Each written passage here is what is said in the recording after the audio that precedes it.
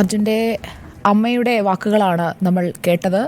ലോകത്തോട് മുഴുവനായി ആ അമ്മ പറയുകയാണ്, പോയതെൻ്റെ മോനാണ്. ആ മോൻ ഓരോ നിമിഷവും ഇക്കഴിഞ്ഞ 7 ദിവസങ്ങളിൽ ആദ്യം ബോധം നഷ്ടപ്പെട്ടിട്ടുണ്ടാകും. പിന്നീട് ആ മോൻ കടന്നുപോയ ഓരോ നിമിഷവും എന്താണെന്ന് തനിക്കറിയാം എന്ന അമ്മ പറയുകയാണ്. കർണാടക പോലീസിൽ തനിക്ക് വിശ്വാസമില്ല, തെരച്ചിലൊക്കെ നിർത്തണം എന്ന് ആർക്കൊക്കെയോ താല്പര്യമുള്ളതുപോലെ ആരുടെയൊക്കെയോ താല്പര്യങ്ങൾ ഈ രക്ഷാപ്രവർത്തനത്തിന് അലംഭാവം കാട്ടുന്നതിൽ ആരുടെയൊക്കെയോ താല്പര്യങ്ങൾ ഉണ്ടായിരുന്നു എന്ന അമ്മ പറയുന്നത് 100% ശരിയാണ്. ഇക്കാര്യത്തിൽ ഇത്രയും സമ്മർദ്ദം വരുമ്പോൾ ആദ്യം ചോദിച്ച ആ ചോദ്യത്തിലുണ്ട് അതിൻ്റെ ഉത്തരം. ഏത് VIP ആണ്? ഇത്രയും ഹോൾഡൊക്കെയുള്ള ആരാണ്? ലോറി ഉടമയ്ക്കാണോ ഇത്രയും ഹോൾഡ്? ഒരു ഡ്രൈവറല്ലേ ലോറിക്കുള്ളിലുള്ളത് എന്നൊക്കെ പറഞ്ഞുകൊണ്ടിരിക്കുന്ന ആളുകളെ നമ്മൾ നേരിട്ട് കണ്ടതാണ്. അപ്പോൾ ആ ലോറി എവിടെ പോയി? ആ ലോറിക്കുള്ളിലുണ്ടായിരുന്ന ആ അമ്മയുടെ മകൻ എവിടെ പോയി?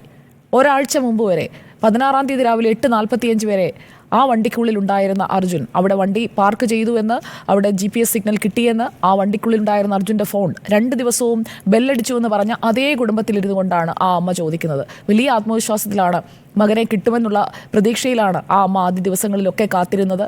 എന്നാൽ ഇപ്പോൾ തെരച്ചിൽ നടത്തുന്ന ഇടത്തെക്കുറിച്ച് ആ അമ്മ പറഞ്ഞത് കേട്ടില്ലേ? നദിയുടെ തീരത്ത് മണ്ണ് കൂടിക്കിടക്കുന്നിടത്ത്, ആ കട ഇടിഞ്ഞു വീണ സ്ഥലത്ത് അവിടെ തെരച്ചിലേ നടത്തിയിട്ടില്ല. തെരച്ചിൽ നടത്താതെ അതിന് പുറത്തേക്ക് മണ്ണിടുകയായിരുന്നത്രേ. ഇങ്ങനെയാണ് രക്ഷാപ്രവർത്തനമെങ്കിൽ ഇതിനെ രക്ഷാപ്രവർത്തനമെന്നാണോ പറയേണ്ടത്? ഇതിലും വലിയ ദുരന്തം അവിടെ ആ രക്ഷാപ്രവർത്തനത്തിൽ ഏർപ്പെടാനായി ആളുകളെ എത്തിക്കേണ്ട ആ സർക്കാർ സംവിധാനം തന്നെയാണ്. അവിടെയുണ്ടായ മണ്ണിടിച്ചിലിനേക്കാൾ ദുരന്തം അത് തന്നെയാണെന്നാണ് അമ്മ പറയാതെ പറയുന്നത്. ശരിയായ ദിശയിലല്ല രക്ഷാപ്രവർത്തനം എന്ന് പറയുന്നത് മാധ്യമങ്ങളല്ല, ആ കുടുംബമാണ്. ലോറി അവിടെ ഇല്ല എന്ന് വരുത്തി തീർക്കുകയാണോ? ലോറിയും അർജുനും എവിടെയാണ്? അതിനുള്ള ഒരു ഉത്തരം നൽകേണ്ടത് അവിടെയുള്ള സംവിധാനങ്ങളാണ്. മതിയായ ഇടപെടൽ ഉണ്ടായില്ല എന്ന കുടുംബം ആദ്യം മുതൽ തന്നെ പറയുന്നുണ്ട്.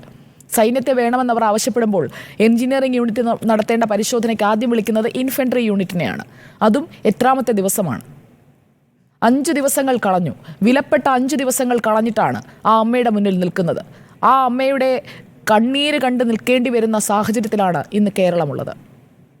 ഒരു മനുഷ്യനാണ്, അല്ലെങ്കിൽ ഒന്നിലധികം മനുഷ്യരാണ് മണ്ണിനടിയിലായത്. ഇത്രയും വിലയെ ഒരു മനുഷ്യന് നിങ്ങൾ കൊടുക്കുന്നുള്ളോ എന്ന് അധികൃതരോടുള്ള ചോദ്യം നിങ്ങളുടെയൊക്കെ മുന്നിൽ നിന്നുകൊണ്ട് അർജുൻ്റെ അമ്മ ചോദിക്കുകയാണ്.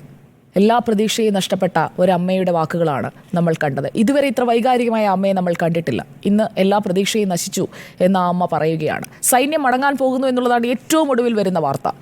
2 ദിവസത്തേക്ക് സൈന്യത്തെ, അതും വേണ്ട ഉപകരണങ്ങളൊന്നുമില്ലാതെ അവിടെ എത്തിച്ചത് എന്തിനു വേണ്ടിയാണ്? കുടുംബം ആവശ്യപ്പെട്ടതിന് കൊണ്ട് ഒരു വരുത്തി തീർക്കലാണോ അവിടെ നടന്നത്? ഈ ചോദ്യങ്ങളൊക്കെ അവിടെ നമ്മൾ ചോദിച്ചുകൊണ്ടേയിരിക്കും.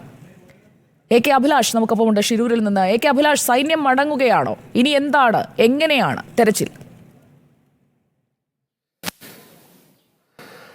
MLA സതീഷ് സേനി ഇപ്പോൾ പറയുന്നത്, ഈ സൈന്യം എന്താണോ, എന്ത് ദൗത്യത്തിലാണോ ഇവിടെ വന്നിരിക്കുന്നത് അത് പൂർണ്ണമാകുന്നു. ഇനി അവർ ഏത് നിമിഷവും മടങ്ങാം എന്നുള്ളതാണ്. അതായത് ഉടൻ തന്നെ സൈന്യം മടങ്ങും എന്നുള്ള സൂചനകൾ തന്നെയാണ് ഇതിൽ നിന്ന് വരുന്നത്. അതായത് റോഡിലെ മണ്ണ് അവർ പൂർണ്ണമായി നീക്കം ചെയ്ത് കഴിഞ്ഞിട്ടുണ്ട്. ഇനി താഴോട്ടുള്ള മണ്ണ് നീക്കം ചെയ്യുകയും നദികളിലെ അടക്കം പരിശോധന നടത്തേണ്ടതും നേവിയാണ്, നാവികസേനയാണ്. ആ നാവികസേന ആ പരിശോധന നടത്തേണ്ടതുണ്ട്.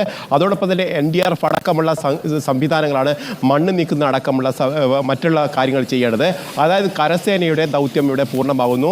അതൊക്കെ ഇവിടെ ഉണ്ടാകുന്ന പരിശോധന അടക്കം അവർ പൂർത്തീകരിച്ചാണ് അവർ നിൽക്കുന്നത്. അതുകൊണ്ട് തന്നെ അവർക്ക് ഏത് സമയവും മടങ്ങാം എന്നുള്ള കാര്യമാണ് അവർ പറയുന്നത്. അമ്മയുടെ വാക്കുകൾ നമ്മുടെ നെഞ്ചിനെ പൊള്ളിക്കുന്നു എന്ന് വേണം പറയാൻ.